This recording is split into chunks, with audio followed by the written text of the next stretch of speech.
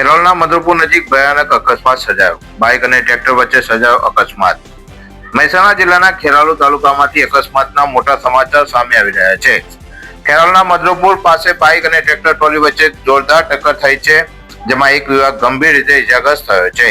મળતી માહિતી મુજબ ખેરાલુના મધુપુર ગામથી મધુપુર હાઈવે ચોકડી વચ્ચે એક બાઇક અને ટ્રેક્ટર ટ્રોલી વચ્ચે અકસ્માત સર્જાયો હતો.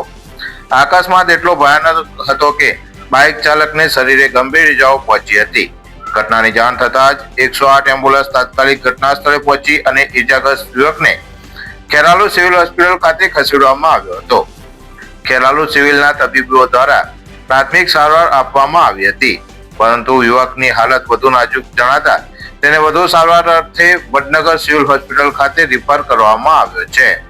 તપાસ દરમિયાન જાણવા મળ્યું છે કે ઇજાગ્રસ્ત બાઇક ચાલક વડગામ તાલુકાના કોદરામ ગામનો કિશન ઠાકોર છે અને હાલ વડનગર ખાતે તેની સારવાર ચાલી રહી છે અને પોલીસે આ મામલે વધુ તપાસ હાથ ધરી છે. બ્યુરો રિપોર્ટ, રાષ્ટ્ર વિચાર, ગુજરાતી ન્યૂઝ. અહેવાલ મનોજ ઠાકોર, કેરળ.